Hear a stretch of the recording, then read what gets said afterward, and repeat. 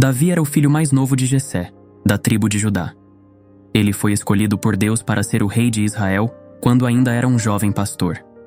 Davi ficou famoso por derrotar o gigante filisteu Golias com apenas uma pedra e uma funda. Isso o tornou uma figura popular em Israel, pela sua ousadia de enfrentá-lo. A ousadia de Davi no Antigo Testamento da Bíblia é exemplificada principalmente por seu enfrentamento corajoso do gigante filisteu Golias. O relato encontra-se em 1 Samuel 17. Davi, um jovem pastor, se ofereceu para lutar contra Golias, que era um guerreiro temido e gigante, quando ninguém mais em Israel ousou enfrentá-lo. Sua ousadia era baseada em sua confiança em Deus e em sua habilidade com uma funda. Davi acreditava que Deus estava do seu lado e que a batalha era do Senhor, não sua. Depois de Davi ter derrotado o gigante Golias com uma única pedra lançada de sua funda, ele ganhou reconhecimento e se tornou popular em Israel. O rei Saul, o primeiro rei de Israel, começou a sentir ciúmes e temor da crescente popularidade de Davi. Isso levou a um relacionamento tenso entre os dois. Davi se tornou amigo íntimo do filho de Saul, Jonatas, mas as tensões persistiram. Então Saul tentou matar Davi em várias ocasiões, mas Davi, por sua vez, nunca retaliou contra o rei. Eventualmente, Saul e seu filho Jonatas morreram em batalha contra os filisteus. Após a morte de Saul, Davi foi ungido rei de Judá e mais tarde de todo o Israel. Seu reinado foi marcado por vitórias militares, expansão territorial e estabelecimento de Jerusalém como a capital unificada do reino. Sob o reinado de Davi, Israel prosperou, e ele estabeleceu Jerusalém como a capital do reino. Ele também desejou construir um templo para Deus, também conhecida como uma das promessas que Deus fez a Davi, mas foi adiado para seu filho Salomão construir esse templo. Mas o que seriam as promessas de Deus para Davi, mais conhecida como a Aliança Davídica? Pois bem, a Aliança Davídica refere-se às promessas de Deus a Davi através do profeta Natã, e é encontrada em 2 Samuel 7 e depois resumida em 1 Crônicas 17, 11, 14 e 2 Crônicas 6, 16. Esta é uma aliança incondicional feita entre Deus e Davi, através da qual Deus promete a Davi e a Israel que o Messias, Jesus Cristo, viria da linhagem de Davi e da tribo de Judá, e estabeleceria um reino que duraria para sempre. A aliança davídica é incondicional, porque Deus não coloca condições de obediência em sua realização. A garantia das promessas feitas depende exclusivamente da fidelidade de Deus, e não da obediência de Davi ou de Israel.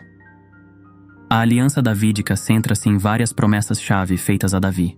Primeiro, Deus reafirma a promessa da terra que ele fez nas duas primeiras alianças com Israel, a aliança abraâmica e a aliança palestina.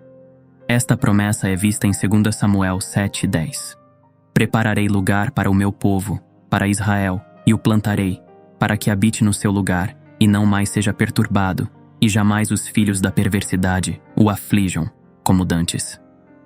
Deus então promete que o filho de Davi o sucederá como rei de Israel, e que este filho, Salomão, construiria o templo.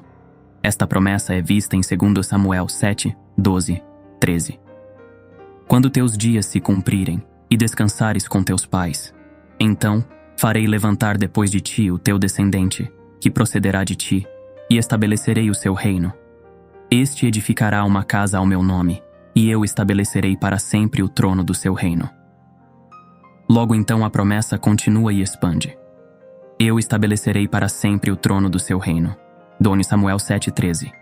E porém a tua casa e o teu reino serão firmados para sempre diante de ti. Teu trono será estabelecido para sempre. Versículo 16. O que começou como uma promessa de que o filho de Davi, Salomão, seria abençoado e construiria o templo se transforma em algo diferente. A promessa de um reino eterno. Um outro filho de Davi governaria para sempre e construiria uma casa duradoura. Esta é uma referência ao Messias, Jesus Cristo, chamado Filho de Davi, em Mateus 21:9.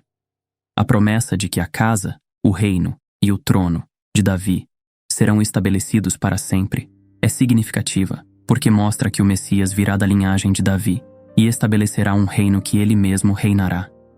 A aliança é resumida pelas palavras casa, prometendo uma dinastia na linhagem de Davi. Reino, referindo-se a um povo que é governado por um rei. Trono, enfatizando a autoridade do governo do rei. E para sempre, enfatizando a natureza eterna e incondicional dessa promessa a Davi e a Israel. Com o tempo, foi feita a Davi, o rei de Israel, uma grande promessa, segundo Samuel 7, 1 Crônicas 17. Ele tinha decidido construir uma casa para Deus, que substituísse a tenda que durante gerações tinha sido a morada de Deus na terra. Mas Deus disse a Davi: Tu não edificarás casa para minha habitação. O Senhor te edificaria uma casa. Há de ser que, quando teus dias se cumprirem, e tiveres de ir para junto de teus pais, então farei levantar depois de ti o teu descendente, que será dos teus filhos, e estabelecerei o seu reino. O confirmarei na minha casa, e no meu reino para sempre, e o seu trono será estabelecido para sempre. 1 Crônicas 17, 4, 14. Essa promessa começou a se cumprir em Salomão, o filho legítimo de Davi. 1 Crônicas 22, 6, 10, 28, 2, 8. Mas a sua intenção final esperava um filho de Davi maior, o qual se tornaria rei eterno.